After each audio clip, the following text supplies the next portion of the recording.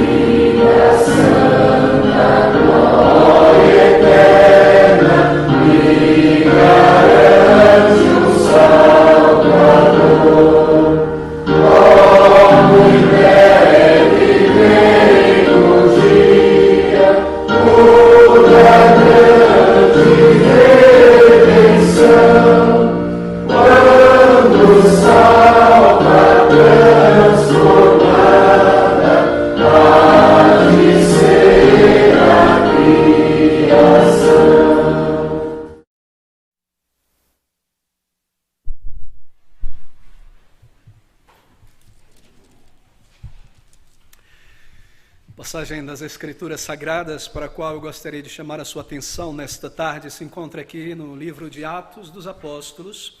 Abra comigo no capítulo de número 8, eu lerei alguns poucos versículos. Atos capítulo 8, nós leremos versículo 4 a 5, então versículos 9 ao versículo de número 13. Estas palavras: Mas os que andavam dispersos, isto é, depois da grande diáspora de Jerusalém, os crentes iam por toda parte, anunciando a palavra. E descendo Filipe à cidade de Samaria, lhes pregava a Cristo. Versículo de número 9. E estava ali em Samaria, isto é, um homem chamado Simão, que anteriormente exercera naquela cidade a arte mágica e tinha iludido o povo de Samaria, dizendo ser ele uma grande personagem, ao qual todos atendiam, desde o menor até o maior, dizendo: este homem, este é o grande poder de Deus. E atendiam-no porque já desde muito tempo havia iludido-os com artes mágicas.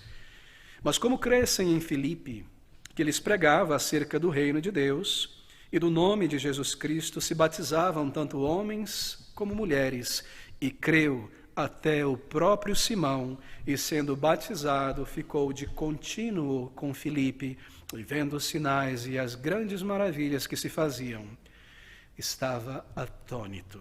Bem, o título desta mensagem nesta tarde é uma realidade chamada falsa conversão. Aqui diante de nós está, pelo Espírito, o registro de um desses casos, uma falsa conversão. Um registro extraordinário, na verdade, eu digo extraordinário, pela quantidade de detalhes que o Espírito decidiu escrever aqui a respeito de uma falsa conversão. Não extraordinário por ser o único caso de uma falsa conversão na Bíblia. Há inúmeros, na verdade. Bem, você se recorda do contexto imediato, estes versículos aqui. Por causa da grande perseguição contra o Evangelho em Jerusalém, a morte de Estevão, o primeiro mártir, apedrejado ali pelos fariseus, Saulo ali, junto com aqueles homens, uma grande perseguição se lança contra a igreja do Senhor Jesus Cristo. Versículo 1 do capítulo 8 nós lemos: e também Saulo consentiu na morte dele, de Estevão, e fez-se naquele dia em Jerusalém uma grande perseguição contra a igreja que estava em Jerusalém, e todos foram dispersos pelas terras da Judéia e de Samaria, exceto os apóstolos. Os apóstolos permaneceram ali. Mas os crentes se espalham, sendo expulsos da cidade, perseguidos por causa de suas vidas. Fogem de Jerusalém por toda parte, mas como crentes em Jesus Cristo, conforme eles seguem pregando o Evangelho da graça redentora por todas as regiões no entorno de Jerusalém, Judéia, Samaria, em toda parte. Eles são dispersos, versículo número 4. Mas os que andavam dispersos iam por toda parte anunciando a palavra de Deus e cumprindo exatamente o que o Senhor Jesus Cristo profetizou, que haveria de acontecer: ferir o pastor e se espalharão as ovelhas, e que depois da sua morte muitos ouviriam o Evangelho da graça redentora. Queridos amigos, não há nada fortuito na palavra de Deus. Esse não é um registro incidental de coisas casuais que por acaso aconteceram.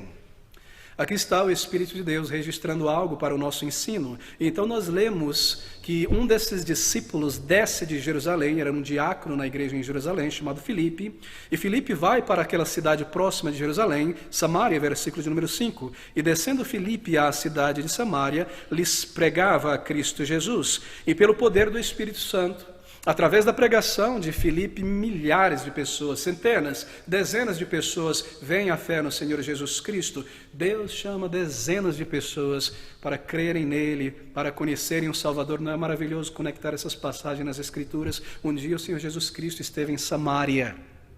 E ali uma única mulher à beira de um poço conheceu o Senhor, e ela em uma pequena vila. E aqui estão as maiores obras que o Senhor Jesus Cristo prometeu àqueles que crescem, aos seus discípulos. Milhares de pessoas haveriam de crer na vida pessoal de Cristo aqui na terra, um número pequeno de pessoas, mas então, tendo ele morrido e ressuscitado, aberto o caminho de salvação, seus discípulos se espalham por toda parte, e dezenas, milhares de pessoas, pelo poder do Espírito, vêm à fé no Salvador. Deus chamou dezenas de pessoas aqui em Samaria, e ele seguiria chamando também pela pregação do seu Evangelho. E muitas dessas pessoas aqui em Samaria não só creriam no Salvador, teriam suas vidas transformadas, mas naquele contexto inicial, elas também experimentariam em seus corpos o poder de Deus através da cura e de tantas bênçãos. Versículo de número 6 ao versículo de número 8 nós lemos: e as multidões unanimemente prestavam atenção ao que Filipe dizia, porque ouviam e viam sinais que ele fazia, pois que os espíritos imundos saíam de muitos que os tinham, clamando em alta voz, e muitos paralíticos e coxos eram curados. Então nós ouvimos esse toque maravilhoso, e havia grande, grande alegria naquela cidade. Não é tremendo? E é nesse ponto aqui que nós somos então introduzidos, nesse contexto, a este personagem, a este homem chamado de Simão. Um homem que irá ocupar quase metade desse capítulo de número 8. Não é interessante? Simão o mago, o feiticeiro de Samaria, versículo de número 9 em diante, estava ali em Samaria um certo homem chamado Simão, que anteriormente exercera naquela cidade a arte mágica e tinha iludido o povo de Samaria, dizendo ser ele uma grande personagem, ao qual todos atendiam, desde o menor até o maior, dizendo: este é o grande poder de Deus. E atendiam-no porque já desde muito tempo os havia iludido, enganado, ludibriado com seus truques, com suas artes mágicas. E ele segue então apresentando esse personagem Simão. Então, tendo apresentado Simão, Lucas aqui, o autor pelo Espírito, ele mostra o caráter desse homem, que usado pelo diabo, ele enganou muitas e muitas pessoas. Na verdade, esse Simão, ele é um proto-pastor do Evangelho da Prosperidade, que pelo ganho, através de falsos sinais e truques, pelo dinheiro e ganho, arrecada uma grande multidão para se enriquecer. Aqui nós temos, não há nada novo debaixo do céu, mas Lucas nos surpreende de repente. Depois de revelar o caráter deste homem, a instrumentalidade satânica, Então ele nos surpreende dizendo que até mesmo Simão creu no Evangelho da Graça Redentora. Versículo de número 13, nós vemos: mas como que crescem em Filipe, isto é, as multidões, os homens e mulheres de Samaria, que ele pregava acerca do reino de Deus e do nome de Jesus Cristo, se batizavam tanto homens como mulheres, mas como crescem em Filipe, creu até o próprio Simão. E sendo batizado, ficou de contínuo com Filipe, e vendo os sinais e as grandes maravilhas que se faziam, ele estava atônito, ele estava maravilhado. Lucas nos surpreende, dizendo que aquele homem, aquele filho de Belial, de Satanás, que enganou centenas, dezenas de pessoas naquela região, ele também creu no Evangelho da Graça Redentora. É surpreendente, não é? Simão também creu na mensagem pregada do Evangelho, ele é movido por essa mensagem, ele é batizado, ele professa sua fé publicamente diante da igreja, e depois de ser batizado, ele se junta à igreja, ele está colado com Filipe em todo lugar, ele estava deslumbrado com o cristianismo, ele estava atônito com o que estava acontecendo diante dos seus olhos.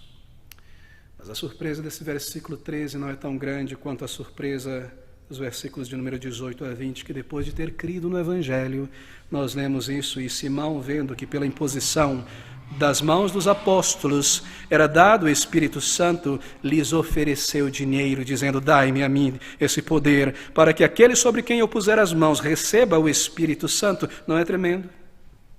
A experiência de conversão de Simão foi falsa. Foi uma conversão que não aconteceu, uma falsa conversão. Os apóstolos estavam indo em Jerusalém, os discípulos se espalharam por toda parte, ouvindo sobre muitas conversões em Samaria. Aqueles apóstolos decidem enviar João e Pedro para ver o que estava acontecendo ali e organizar aquela igreja em Samaria. E ao chegar ali, nós vemos que eles operam pelo poder do Espírito, seus sinais, e também oram ao Senhor para que aquela igreja entre os samaritanos fosse autenticada pela vinda do Espírito Santo, como uma espécie de segundo mini batismo do Espírito ali no início. E quando Simão vê aquelas coisas, e ele vê as multidões crendo, e os sinais e coisas tremendas e sobrenaturais, extraordinárias, ele fica atônico, fica surpreso, e ele fica tomado por aquelas visões.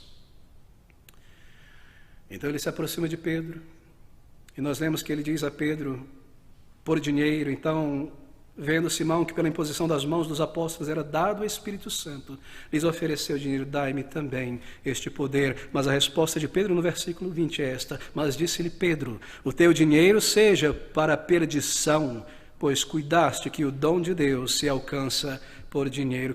Simão era um falso cristão, alguém que passou por uma falsa conversão, alguém que não buscou um lugar de arrependimento aos pés do Salvador, alguém que passou por uma experiência meramente intelectual de abraçar o teor, a mensagem do Evangelho, ou talvez por uma experiência emocional cristã, assim por dizer, mas alguém que não experimentou uma obra de regeneração em sua vida. É uma história tão triste, não é? É uma história realmente que toca, é algo triste, é algo que abre os nossos olhos, nos faz pensar. Mas talvez você pense, eu me pergunto se você acha estranho que Lucas tenha registrado isso aqui. Parece estranho, não é? Aqui estamos nós lendo a narrativa de coisas maravilhosas, de inúmeras conversões, do poder de Deus no início da igreja, centenas, milhares de pessoas crendo no Evangelho, a obra do Espírito visível diante dos olhos daquelas pessoas que por séculos não tinham visto nenhum milagre, nenhum sinal. E de repente, no meio disso tudo, o registro de uma falsa conversão. Não é estranho? Não é estranho, amigos? Todo o capítulo 8 é preenchido com a narrativa de inúmeras conversões, e o final do capítulo é fechado com a narrativa da conversão daquele etíope, que tem uma tremenda conversão, e com ele o Evangelho é levado para a Etiópia, o norte do Egito, o sul do Egito, Sudão, aquelas regiões todas, um registro maravilhoso do Espírito, inúmeras conversões. Será que não seria mais fácil para Lucas, escrevendo aqui Atos, seguir em frente, preencher essa parte do capítulo com uma notícia positiva da colheita de almas, de pessoas sendo transformadas, regeneradas pelo Espírito? Não seria mais glorioso para Lucas registrar isso, preencher esse capítulo apenas com o sucesso do Evangelho em Samaria, no registro de inúmeras conversões, concluir com o registro daquele etíope? Lucas poderia ter concluído toda essa narrativa maravilhosamente bem, com essa nota do versículo 8, não é? Dizendo: e havia grande alegria naquela cidade, ponto final. Não seria mais maravilhoso? Não seria uma coroa de glória sobre o início do Evangelho em toda parte? Talvez sou estranho, não é? De repente, no meio de beleza, alegria, gozo espiritual, o avanço da igreja, o triunfo do evangelho, ver algo assim, uma falsa conversão, não é algo estranho aos nossos ouvidos. Bem, talvez sou estranho ler isso, porque nós temos a tendência de esquecer que o Espírito Santo de Deus está comunicando algo através desta narrativa. Nós temos a tendência de ler o livro de Atos como uma mera narrativa histórica, fatos sendo encadeados e organizados em um fluxo contínuo para um clímax e um final. Essa é a nossa tendência, fechar o livro e seguir em frente. Aprendi certos fatos históricos a respeito do Evangelho, a respeito do início da igreja. Essa é a nossa tendência. E nós esquecemos que este livro é inspirado por Deus. E toda a informação presente neste livro é inspirada por Deus. E há aqui doutrina, há aqui verdade para nós. É Deus apontando o dedo e dizendo, há uma informação para nós aqui, amigos. Não há nada aleatório, circunstancial apenas na palavra de Deus. O Espírito de Deus registrou este fato desta falsa conversão de propósito.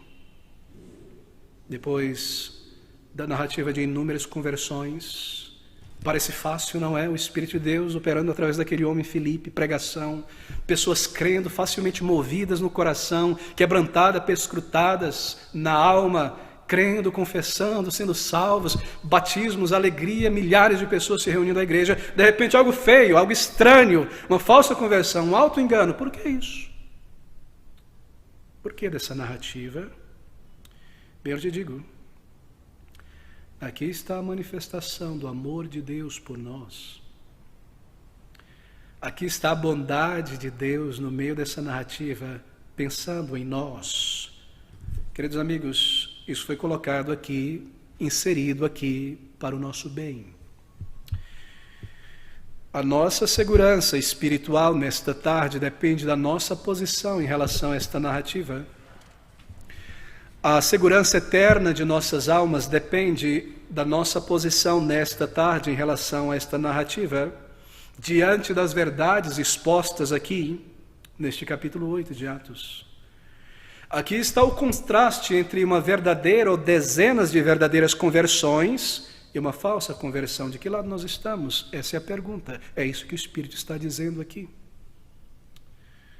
Qual dessas experiências manifesta a nossa experiência religiosa? Você percebe?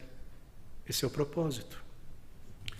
Teria sido mais conveniente para Lucas e mais feliz seguir a narrativa não é mencionando essas coisas maravilhosas sem esse incidente tão triste e seguir narrando o resultado do Evangelho e terminar não é com aquela nota positiva e havia grande felicidade em Samaria, grande alegria, mas o que nós vemos aqui é a bondade de Deus.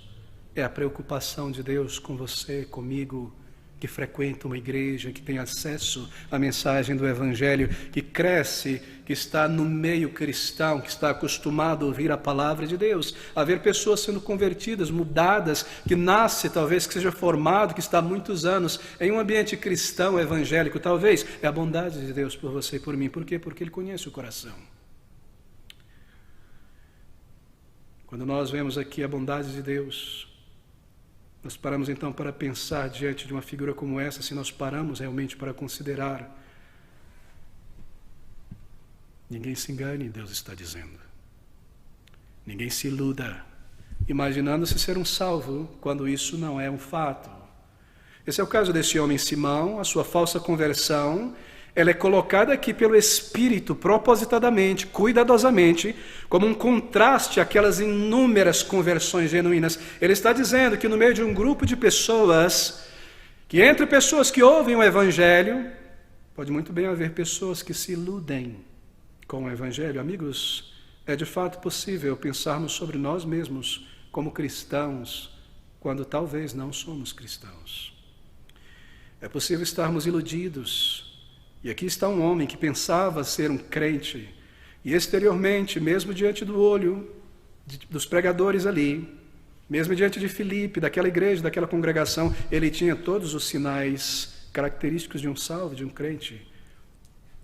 Bem, Simão não é o único caso na palavra de Deus, é claro que não. Há outros casos. Você se recorda? Abra comigo em João capítulo 2, versículo de número 23.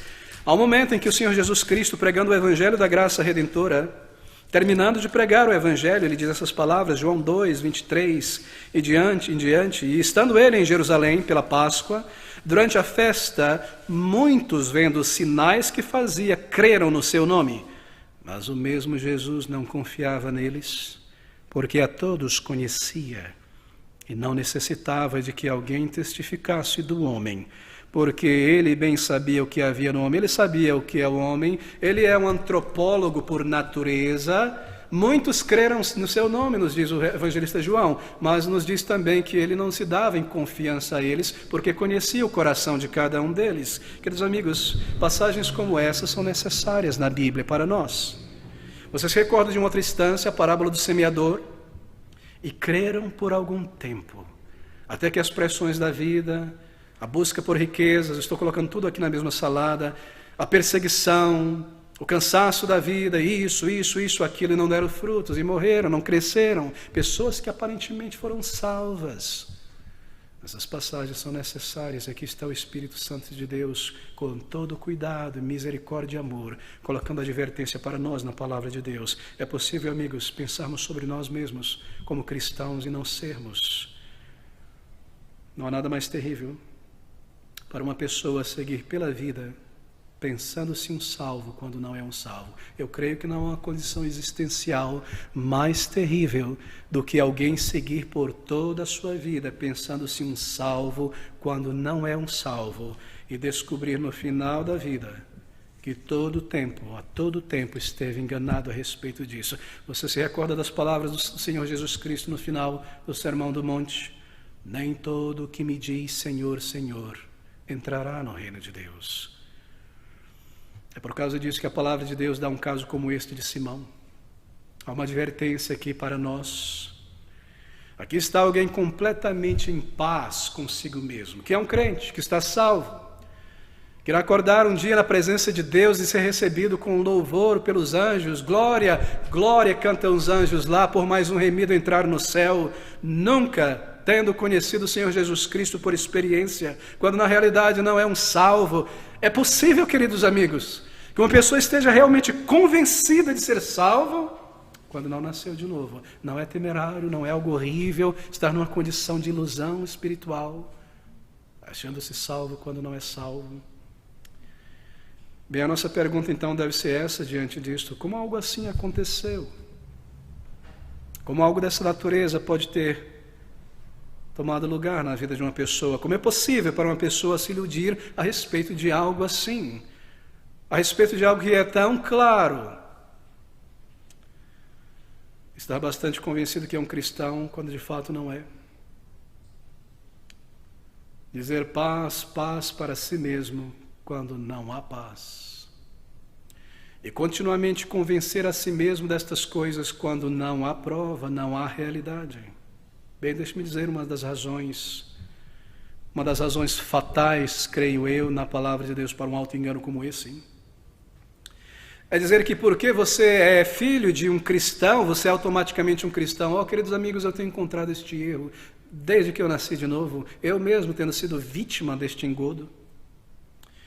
E por mais incrível que pareça, é comum, não é, encontrar pessoas que acalentam esta ideia. Os filhos de crentes, os filhos de cristãos são pessoas que estão em uma posição de grande perigo, porque eles podem vir a assumir que são cristãos, e todo mundo em volta pode vir a assumir que de fato eles são cristãos, e confirmarem eles no seu engano, e institucionalizarem eles na religião, quando nunca nasceram de novo.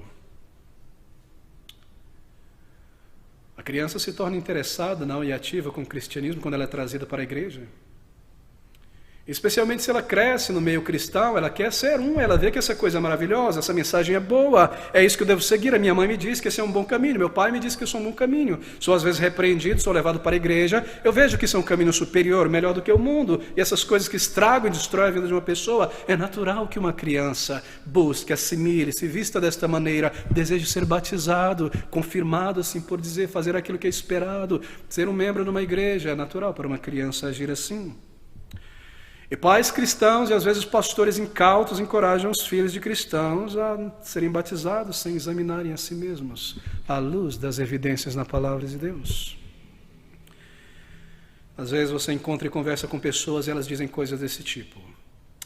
Bom, eu sempre fui um cristão, eu sempre me vi um cristão desde que eu era menino. Oh, querido amigo, a única resposta para uma indagação como essa, para uma afirmação como essa, é dizer, ninguém nasce um cristão. Todo o teor da mensagem da palavra de Deus é para nos ensinar que é necessário nascer de novo. Você percebe como alguém pode se enganar, e se enganar com sinceridade? Toda a mensagem da palavra de Deus está aqui para nos confrontar e nos dizer que é necessário nascer de novo para ser um cristão. Quão fácil é assumirmos que somos cristãos por causa da nossa criação, por causa da nossa lealdade à nossa instituição, aos nossos pais, ao lugar, à cultura que eu adquiri crescendo. Quão fácil sermos iludidos. Outra razão pela qual as pessoas caem no mesmo erro do que Simão, esse mago, é esta: que muitas pessoas se fazem cristãos porque são levados pela multidão. Veja esse versículo de número 12 a 13, é interessante, isso nos é dito aqui. Olhe como a maneira como como Lucas, ele propõe, ele está narrando sobre Simão. Mas como crescem em Filipe, quem?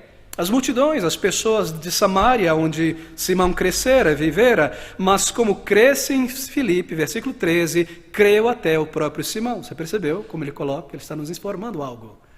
Ele está dizendo nessas palavras, e porque muitos criam em volta de Simão, talvez seus amigos, seus colegas, seus vizinhos, aquelas pessoas que o buscavam no início, e como crescem em Jesus, como crescem, também Simão creu. Você percebeu a razão aqui letal?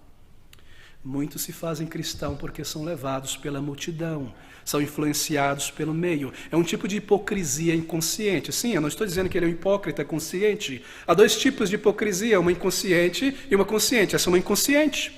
Ele creu, ele foi sincero. Eu abraço esse cristianismo. É maravilhoso, olha os sinais, olha os poderes. Foi sincero, é uma hipocrisia sincera. Mas como crescem em Filipe, creu até o próprio Simão. Bem, há aqueles que se fazem cristãos por amizades. Eu conheço muitas pessoas assim, que se fizeram cristãos por amizade, mas essa pessoa que eu conheço, que pessoa maravilhosa, esse cristão, minha melhor amiga, meu melhor amigo. E ela vai à igreja, ela fica me falando sobre o evangelho, eu sou espírita, sou um católico, eu não me interesso pela religião, um cristão nominal, mas que pessoa bacana, eu vou sim visitar a igreja e eu encontro outras pessoas maravilhosas na igreja. E eles têm esses acampamentos para jovens, e é maravilhoso, eu nunca vi isso no mundo, e as pessoas riem, cantam, e choram demais, e choram, e tem muita emoção, e eu gosto disso, eu quero ser parte disso. Como eu vou ser parte disso? Eu preciso mostrar para todo mundo que eu estou sendo sincero. Certamente o diabo irá ajudar, e há certas maneiras de entrar sem conversão. Eu aceito a Jesus Cristo, eu aceito essa mensagem, eu quero ser batizado, eu quero ser um cristão. Eu observo as pessoas como elas são, elas se vestem de uma maneira diferente, sim, elas buscam um pudor, uma santidade. Eu não tenho isso, eu preciso disso também. Eu começo a me lapidar como um cristão. Há aqueles que se fazem cristão por amizades. Queridos amigos, isso é tão comum nos retiros, nos acampamentos, nos encontros, que as pessoas naquele ambiente cristão desejam se integrar e fazer parte, e elas aceitam esta mensagem do cristianismo, e logo elas fizeram um sinal visível, físico ao cristianismo, e elas são recebidas para dentro da igreja com abraços, e são batizadas, e daqui a pouco têm um cargo, e são ensinadas como viver externamente o cristianismo, quando nunca encararam seus pecados, quando nunca viram a sua vergonha, quando nunca buscaram o Senhor individualmente, um lugar de arrependimento aos pés do Salvador, quando nunca se aproximaram do Salvador pela fé. Aqueles que se fazem cristão também por algum interesse na igreja e no cristianismo. Você já viu pessoas assim? Eu tenho visto ao longo dos anos muitas pessoas assim. São pessoas que estão na igreja por alguma razão, nasceram ali ou foram convidadas ali. E elas veem o cristianismo como uma audiência maravilhosa, pessoas inteligentes que leem a Bíblia, leem outros livros, e ali é um espaço para mim. Eu posso cantar, eu tenho meu talento, eu não vou conseguir isso no mundo, é muito difícil no mundo conseguir ascender, eu tenho uma bela voz. Eu vejo aqui uma audiência, e há retiros, há convenções, há o culto na igreja, há conferências, eu quero estar ali, eu quero louvar a Deus e mostrar na minha voz, a minha oratória, o meu coaching, a minha capacidade, e me tornar um líder. Há pessoas que se tornam cristãs porque elas vêm na igreja, uma plataforma. E ali passam anos e seguem todos os meandros e os caminhos do cristianismo a ascenderem a pontos incríveis. E eu posso lhe dizer que há mesmo pastores que ainda não experimentaram a regeneração. Amigos, eu estou citando isso como exemplos para você perceber que isso acontece. Soa tão negativo isso, não é? Mas o Espírito Santo de Deus colocou isto aqui para nossa advertência. E é claro, há aqueles que se fazem cristãos, se fizeram cristãos, porque encontraram, como eu mencionei, no cristianismo, uma plataforma para a sua arte, para a sua liderança. Sim, elas foram sinceras, elas não disseram a si mesmas, quero enganar todo mundo aqui, eu só quero projetar o meu ego. Não, essa mensagem é maravilhosa, e junto com essa mensagem maravilhosa, esse ambiente é ainda mais maravilhoso, e ele propõe algo ao meu ego, e eu posso crescer aqui, ser alguém, ajudar o mundo, ajudar as pessoas, e ensinar esse povo de Deus. Há pessoas que se tornam cristãs assim. Eu devo dizer também nessa conexão que uma razão triste e comum em nossos dias é a responsabilidade de certos líderes evangélicos que colocam pressão psicológica sobre as pessoas para que elas aceitem a Jesus Cristo. E elas fazem isso de tal maneira, em um ambiente todo organizado, para mover as emoções das pessoas, com música, com cores, com um tom de voz, com palavras no microfone, uma coisa após a outra, engenharizado para ir direto ao nervo da emoção das pessoas. Elas sabem o que elas estão fazendo. Sim, elas pensam da seguinte maneira, eu não estou condenando pelo desejo, nós devemos fazer o nosso máximo para que as pessoas se convertam. Se elas se converterem, nós estamos agindo em benefício delas. Assim é a nossa função tentar resgatá-las e levá-las a fazer uma aceitação de Jesus Cristo e dar um passo para dentro dessa porta. Então eu devo trabalhar nas emoções delas. Essa é uma mensagem que fala a mente. Mas quando eu passo por cima da mente, eu aponto apenas para as emoções, então eu crio falsas conversões que são engendradas pelo emocionalismo. Música de fundo, palavras emocionais, histórias que fazem as pessoas chorarem. Um dia eu ouvi um pregador famoso dizer o seguinte: eu estudei muito tempo, mas eu cheguei a uma conclusão sobre a função da pregação. O meu objetivo ao subir no púlpito é fazer as pessoas rirem, ou fazer as pessoas chorarem. Emoções, emocionalismo. Queridos amigos, aqui está uma palavra que não fala somente as emoções, mas fala diretamente à mente. É uma palavra que nos coloca diante de uma realidade como esta e nos diz: você pode ser um cristão não salvo. Se você não encarar estas verdades e a dureza do teu coração e buscar o Senhor, você nunca entrará no reino do céu. Essa é uma palavra que apela à minha razão, ela propõe razões, ela apela à minha mente racional, criada por Deus, ela fala à minha alma, ela me convence, ela lida comigo, ela urge, ela insta com minha alma. Ela não me traz histórias para chorar o tempo todo e tentar me riscar e trazer para o cristianismo. Esse é um meio fácil, não é? Muitas pessoas se tornam cristãs assim, é triste ver isso.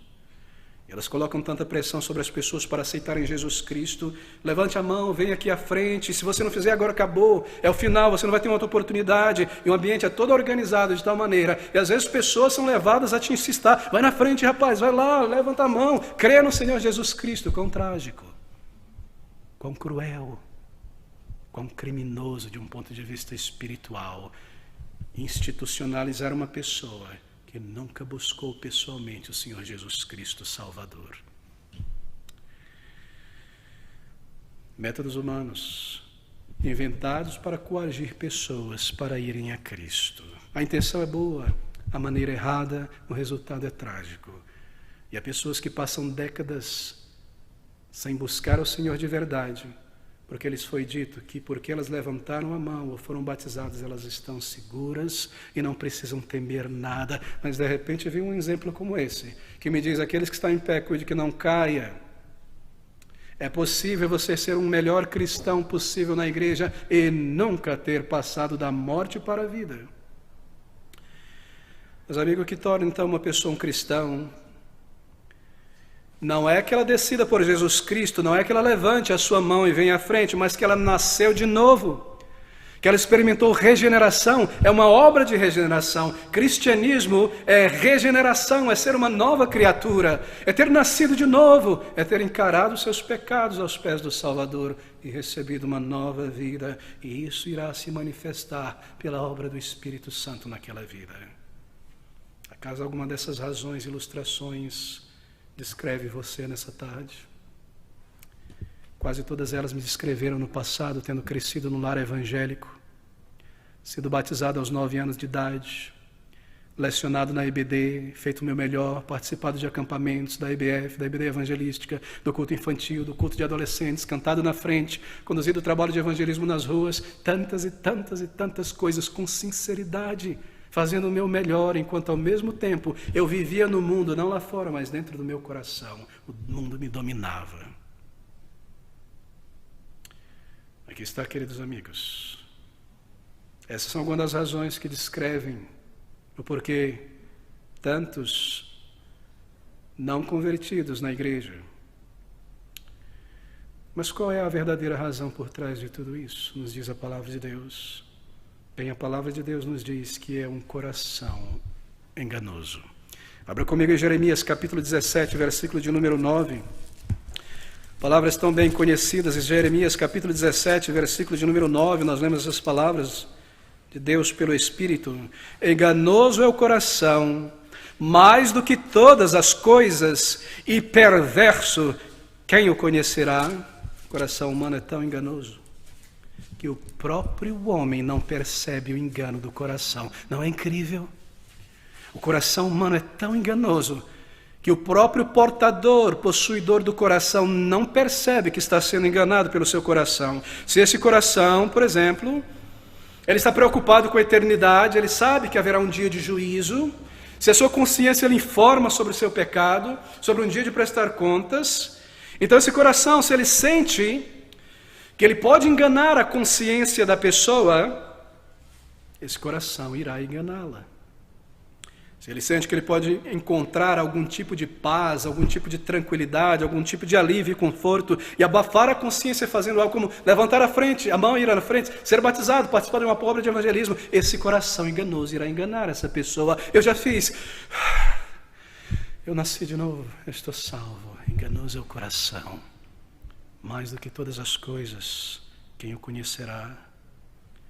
Se um ato físico de levantar a mão, de ir à frente, de ser batizado, de se martirizar, se esse coração consegue convencer a mente de que andando daqui àquela cidade santa, a pé, sangrando, subindo a escadaria, evangelizando no sol quente, fazendo o que quer que seja, irá trazer uma tranquilidade à minha consciência, então esse coração irá fazer isso. Enganoso é o coração. Queridos amigos, o nosso problema não é somente que nós enganamos as pessoas, é também que nós enganamos a nós mesmos. Esse é o nosso grande mal. Oh, esse enganoso coração, que uma pessoa pode pensar, se leve a pensar que pode estar na igreja fazendo o seu melhor e também estar no mundo ao mesmo tempo. Não é enganoso esse coração. Pensar que pode ter a sua medida de prazer pecaminoso no céu e ao mesmo tempo ir para o céu. No mundo, perdão, e ao mesmo tempo ir para o céu. Porque ela crê na palavra de Deus, porque ela crê nessas verdades eternas. Enganoso é o coração, diz a palavra de Deus. Uma pessoa de fato consegue crer em uma multidão de coisas, uma miríade de coisas contraditórias, contanto que ela consiga que seu coração seja apaziguado. Uma pessoa consegue crer em ideias tão contraditórias, comportamentos tão contraditórios, conquanto que ela consiga aquilo que o seu coração deseja, consiga seguir o caminho que deseja, o engano do coração humano. Se nós nos conhecêssemos melhor à luz da palavra de Deus, você já percebeu isso? Você já entendeu o engano do teu coração? Esse coração, ele aceita uma experiência física como um batismo, levantar a mão no lugar de uma experiência de regeneração. Para ele está tudo bem. Esse coração aceita uma experiência física, uma participação na igreja, fazer o seu melhor do que uma conversão real, uma obra do Espírito em seu coração. Ele consegue aceitar isso e ter paz com isso. Mas eu devo dizer que há ainda outra razão para esse estado de ilusão espiritual. Que uma pessoa se considere um perfeito cristão quando não há qualquer evidência de regeneração possível. E a razão é o diabo, o inimigo de nossas almas. Não é interessante que a palavra de Deus nos diz que o diabo se transforma em um anjo de luz? Pense sobre isso, um anjo, um mensageiro de coisas verdadeiras, maravilhosas, que ele se transforme em um anjo de luz. Bem, o diabo ele está sempre bastante atento no meio evangélico a dizer a pessoas que elas aceitem a Jesus Cristo. Você já parou para pensar sobre isso? Ele está muito atento e pronto a convencer as pessoas que elas aceitem, tomem uma decisão por Jesus Cristo. Se fazendo isso, ele puder garantir a perdição da alma daquela pessoa. Ele irá convencer uma pessoa a crer em Jesus Cristo, se ele sabe que essa pessoa terá uma aceitação de Jesus Cristo sem a regeneração da alma.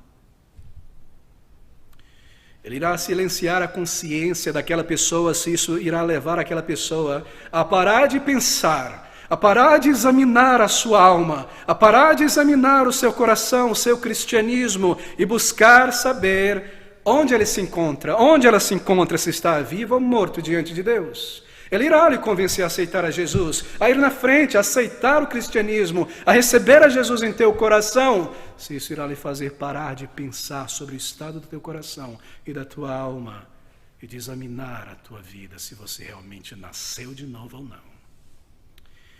O diabo irá dizer: tudo o que você tem que fazer é acreditar no Senhor Jesus Cristo. Aceitar esta mensagem, aceitar Jesus. Pare de negar a Jesus, aceite-o. Tome uma decisão. Eu vou facilitar as coisas para você através de alguma demonstração física para todo mundo que você aceitou a Jesus. Levante a mão e venha aqui na frente e todos saberão que você é um cristão. Aceita, aceita, aceita. Se isso puder te fazer parar de pensar, se isso puder te levar por anos e anos a fio sem considerar que você não nasceu de novo. Não é uma estratégia mais eficaz do que possuir alguém com um demônio e mantê-la longe de Deus? Certamente. Através de algum ato físico. Então você pode seguir depois deste ato físico, desse batismo, você pode seguir a tua vida mais ou menos como era antes, apenas um pouco mais sanitizada, mais higienizada, com o mundo em teu coração ainda. O diabo irá levar pessoas a aceitarem a Jesus Cristo e tomarem decisões, se isso puder ser colocado entre elas e a regeneração da alma, que é a verdadeira obra do Espírito. Entre elas e a verdade da obra do Espírito, que é o novo nascimento. Isso é conversão. Entre elas e a agonia da alma, que encara os seus pecados, que olha para Deus, que busca um lugar de arrependimento, que clama por perdão. Entre elas e a misericórdia de Deus e a salvação. Entre elas e aquela busca sincera, às vezes solitária, sozinha, por dias, por semanas, examinando o coração. Se o diabo puder impedir esse movimento, esta busca, ele lhe dará qualquer coisa. São essas as razões por trás de uma falsa conversão como esta de Simão. E isso se repete em nossos dias como nunca antes na história, com milhões de pessoas debaixo dessa ilusão. Isso pode mesmo acontecer aqui em nosso meio. Mas deixe-me perguntar então, até que ponto pode uma pessoa, um falso converso, ascender em sua espiritualidade? Até que ponto alguém pode chegar na religiosidade sem ser salvo? Querido amigo, você se surpreenderá. Nós lemos no versículo 13, observe: e creu até o próprio Simão. Ele creu. Sabe o que isso significa? Ele creu no Evangelho. Porque foi isso que Filipe pregou. Versículo 12, Filipe lhes pregou acerca do reino de Deus e do nome do Senhor Jesus Cristo. Ele creu nessas coisas. Ele chegou a crer no Evangelho, no reino de Deus, nesta verdade. Filipe pregou o Evangelho, ele pregou os fatos do Evangelho, ele desdobrou que Jesus Cristo é o Messias, profetizados por Isaías, por todos os profetas, que ele deveria vir, que Deus deveria tomar um corpo e uma natureza humana, viver uma vida perfeita sob a lei, morrer na cruz do Calvário, aquilo que nós vimos há poucos dias em Jerusalém. Filipe pregou todas estas coisas e explicou desde os profetas, a lei, o Salmo, Jesus Cristo, e ele creu nisso. Simão Ele creu, que significa dizer que ele aceitou os argumentos, ele aceitou este caminho. E Simão expressou publicamente o seu acordo, a sua ascensão, aceitação desta mensagem, assim como os filhos de crentes muitas vezes aceitam, abraçam isso. Sabe o que isso quer dizer? Bem, isso aqui é uma crença intelectual no Evangelho. É possível, meus queridos amigos, para uma pessoa aceitar intelectualmente o Evangelho e ainda assim não ser cristão.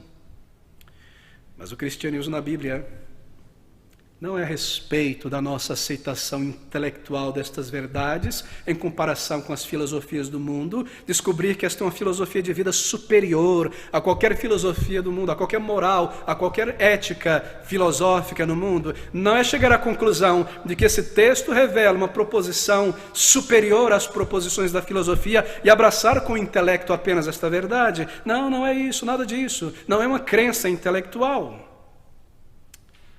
É a respeito da libertação do pecado, é a respeito de reconciliação com Deus, é a respeito de uma nova vida, é a respeito de regeneração.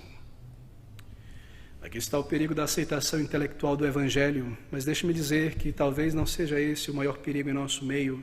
Talvez o maior perigo em nosso meio, em nossa paróquia e circunstância cristã brasileira, seja uma outra aceitação, um tipo de aceitação meramente emocional do Evangelho. E como eu tenho visto isso, meus queridos amigos, e as pessoas às vezes choram ouvindo mensagens, e choram lendo a descrição da morte sacrificial do Salvador. Não estou dizendo que haja nada errado a respeito disso. As pessoas choram, e há pregadores que são especialistas nisso, em fazerem pessoas chorarem. E porque elas choraram quando leram um texto da palavra de Deus em casa, ou depois de um sermão, ou durante um cântico maravilhoso, então elas creem que são salvas, porque elas se emocionam ao lerem o texto da palavra de Deus. Elas dizem a si mesmo: o nervo da minha alma não está tão morto e cauterizado, eu mesmo sinto, eu mesmo choro quando ouço estas coisas, eu sou um cristão. Oh, queridos amigos, quão terrível é se iludir espiritualmente. O perigo da aceitação emocional do Evangelho. Você pode ser movido emocionalmente pelo Evangelho, mas se não há um conteúdo, se não há uma experiência de regeneração, não há valor nessas emoções, não há valor espiritual nessas emoções. Isso é possível, não é? É possível devido ao nosso coração enganoso. Simão creu intelectualmente e creu até o próprio Simão. Ele chegou até esse ponto, mas sabe, ele passou deste ponto, porque nós lemos que, além disso, ele também desejou e foi e pediu e foi batizado. Versículo número 13, creu o próprio Simão, e sendo batizado ficou de contínuo com Filipe. Esse é o caso de muitos em nosso meio, não é? Como um batismo muitas vezes é usado como um colete salva-vida para a salvação. Às vezes eu sinto que a minha função como pastor é tentar estourar essas boias. Você já viu a criança na piscina, não sabe nadar, uma boia aqui, uma boia aqui, uma boia aqui, uma boia aqui, uma boia aqui, para não afundar. E assim somos nós.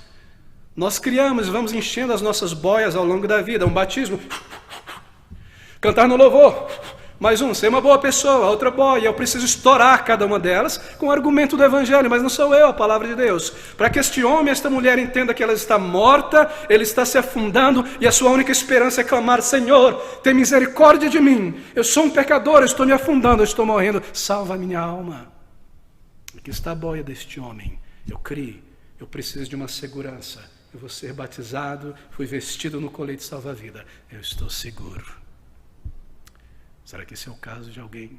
Quantas boias você tem colecionado? Quantos coletes salva-vidas você tem construído astutamente em tua imaginação ao longo dos anos? E você ouve estas coisas e nada te convencem, porque quando você ouve estes argumentos do Espírito, você olha para a sua boia e diz: eu estou seguro com o meu batismo. Eu estou seguro porque eu não forniquei antes da conversão, do casamento. Eu estou seguro porque eu não me meti naquela sujeira com os meus amigos. Eu estou quantas boias, eu canto no coral. Eu estou bem, eu faço isso, eu faço aquilo. Oh, miserável homem que eu sou, se eu não percebo esta verdade, eu permaneço não salvo, condenado diante de Deus. Queridos amigos, você toma esta verdade de uma maneira séria. Você pode ser movido emocionalmente. Simão creu, Simão foi batizado. Ser um cristão, queridos amigos, sabe quando eu percebo quando alguém não é um cristão de verdade? Eu acho que essa é uma das razões mais claras. Ela pode enganar um pastor, entenda, este homem ele enganou Filipe, que pregou e pessoas foram convertidas, que subiu aquela carruagem com aquele etíope, pregou e o Espírito falou. Ele convenceu Filipe. Claro, Filipe não aceitaria ele na igreja se ele continuasse com sua mandiga, com seu talismã pendurado ali, com sua feitiçaria. Ele mudou, ele diz, eu creio, eu jogo fora esse talismã, eu fecho essa tenda de cartomancia. Ele creu, ele convenceu Filipe, foi batizado e deu um bom testemunho, mas veja, mesmo Filipe, Pedro, talvez, inicialmente ele conseguiu enganar, mas aqui está uma maneira que não é possível enganar.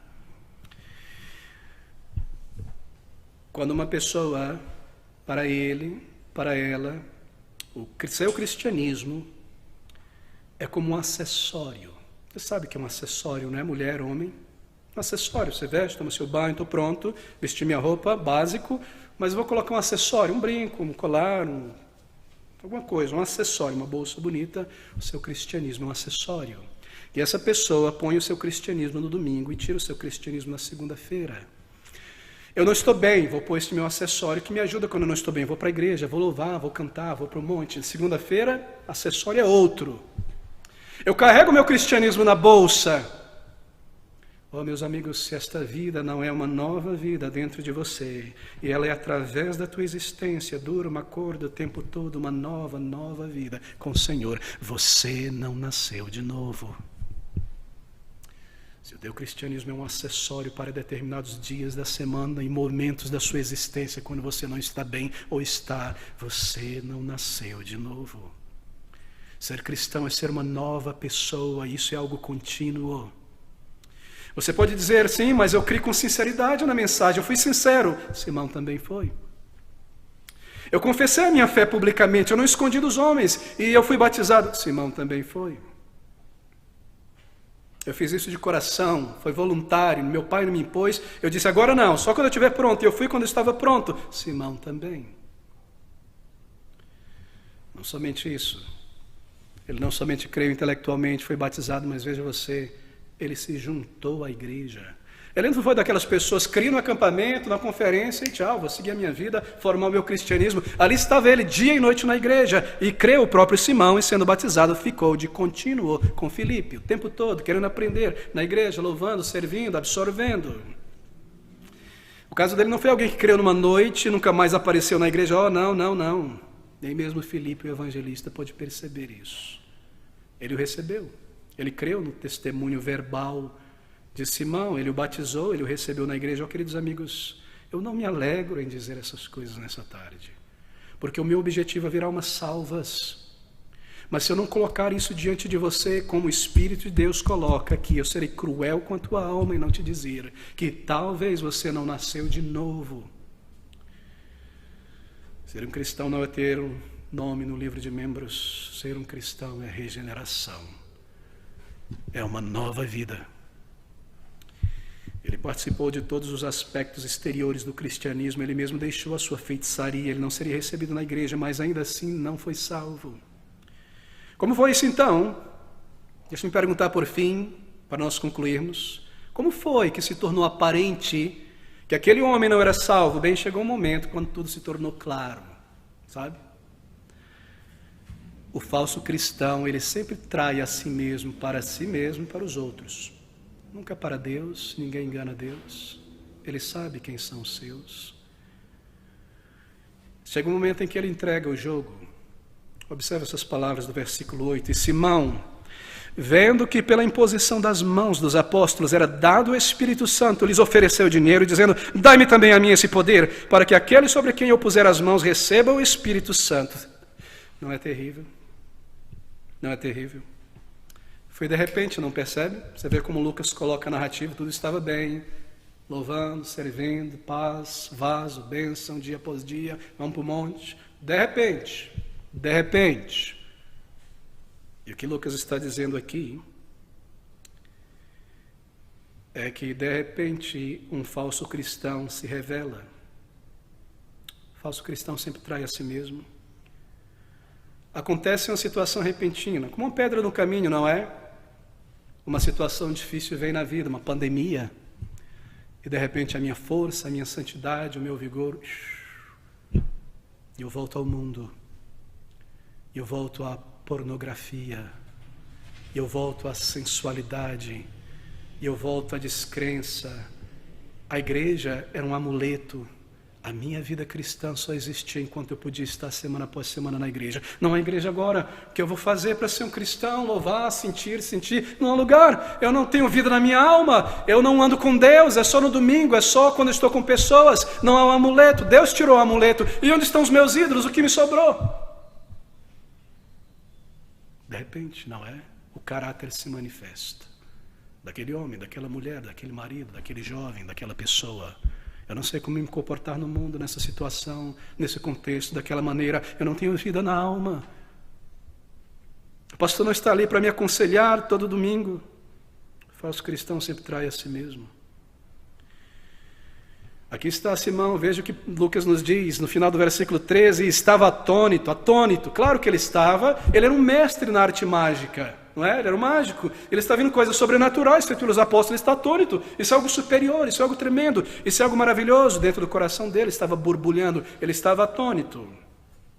Seu coração ainda não regenerado, estava permeado por vanglória, um desejo de prestígio, poder, carnalidade. Como nós sabemos disso, embora tudo fora convencia todo mundo que era um cristão e havia uma sinceridade externa, bem, de repente, desce Pedro, desce João, os grandes apóstolos para Samaria.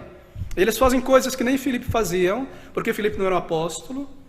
O Espírito Santo deve vir e batizar, e ele vê aquela coisa pela mão deles. Ali está a fórmula mágica, a mão e palavras. Eu fazia as minhas mágicas com ações assim, com a arruda, com o quento, com isso, e invocava essas palavras, acontecia. Eles fazem por meio de uma palavra em posição de mãos. Me dê esse poder, eu compro, eu pago. De repente o coração e a natureza essencial de Simão é colocado para fora. Você percebe?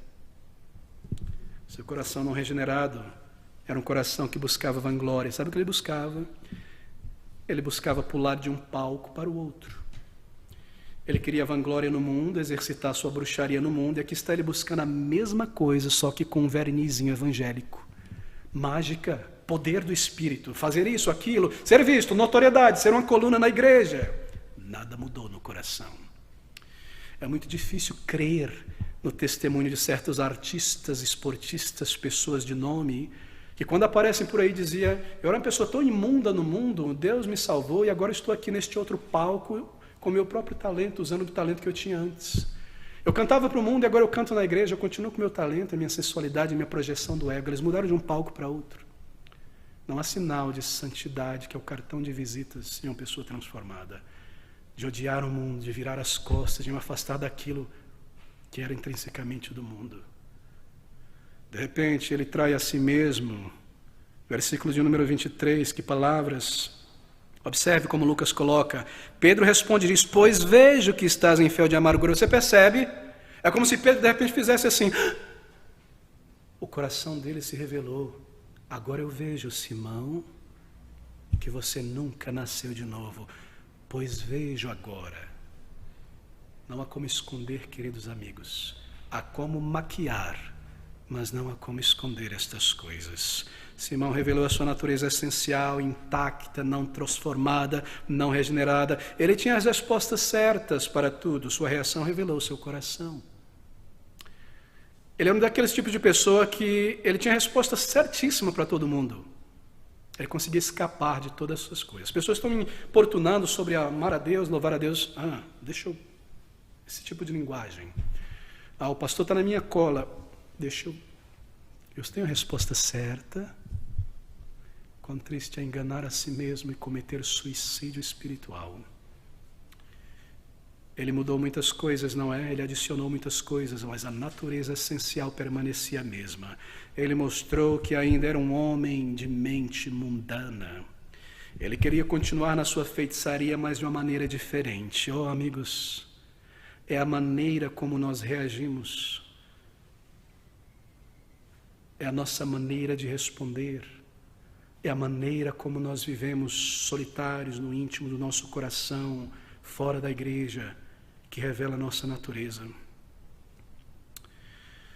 Alguns revelam isso porque tomam o cristianismo como um acessório. Não há nada que prove vida na alma, mas elas estão perfeitamente convencidas que são salvas. E quando a consciência fala, elas se apegam como um católico se apega a um rosário, elas se apegam às suas boias e olham para coisas que elas têm, seus pontos, seus troféus na parede. Não é horrível isso?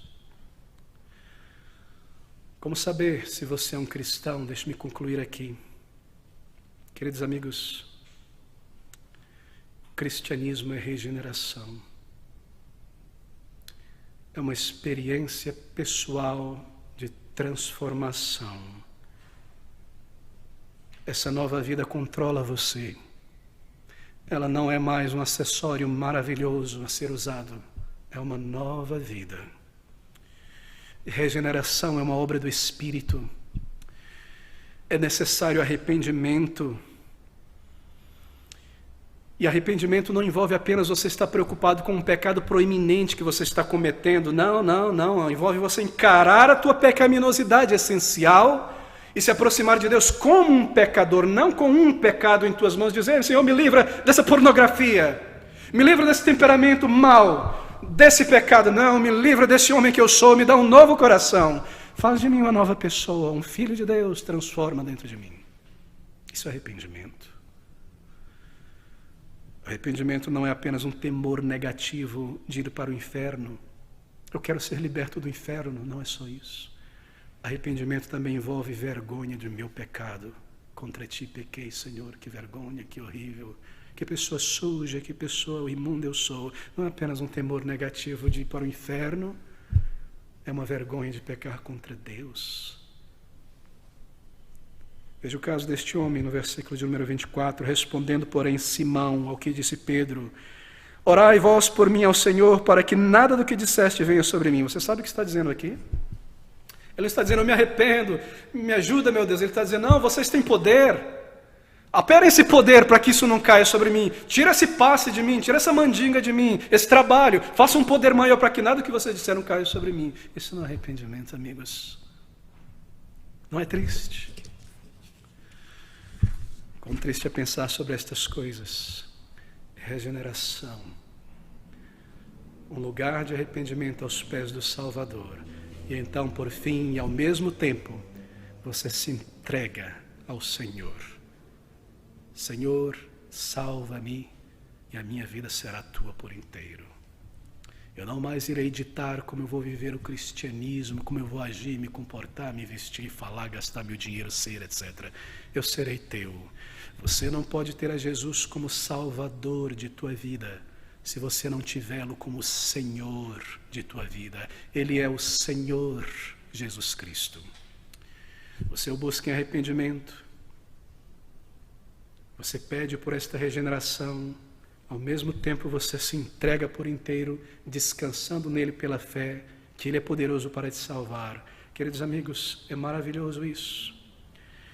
Qualquer que seja a tua condição nesta tarde, faça o que Pedro disse a Simão no versículo 22. Arrepende-te.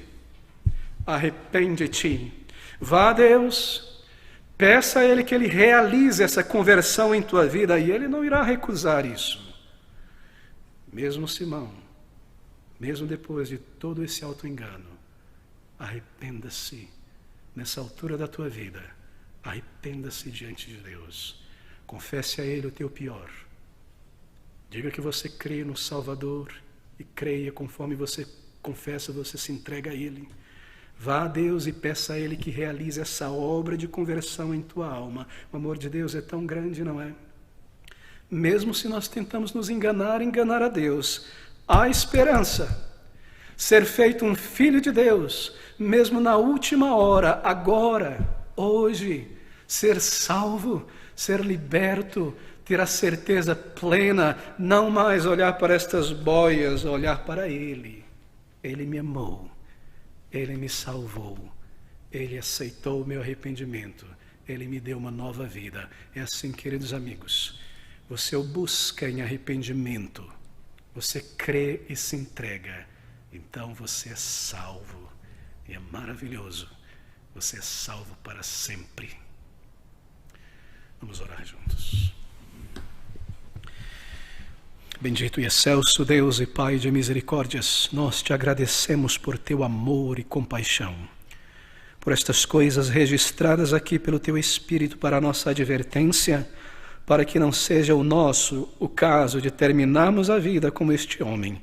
Vem e ajuda-nos e estoura todas estas boias que nós mesmos criamos, ó Senhor, para que o Salvador, Ele somente, seja a nossa única certeza de acesso à Tua presença. Leva-nos a Cristo, leva-nos, ó Pai, antes que seja tarde, antes que o fim chegue e o Senhor Jesus retorne a este mundo, sejamos chamados à Tua presença. Não nos deixe, Senhor, ser dominados pelo orgulho e perseverarmos no auto-engano. Lida conosco e leva-nos ao Salvador. É o que te rogamos em nome dEle e para o Teu louvor. Amém. Vamos concluir juntos nesta tarde, orando ao nosso Deus, entoando o hino de número 23 em nosso inário. Hino de número 23, baseado nestes sentimentos de Isaías 53, perdido e longe de meu Deus, por muito tempo eu vaguei.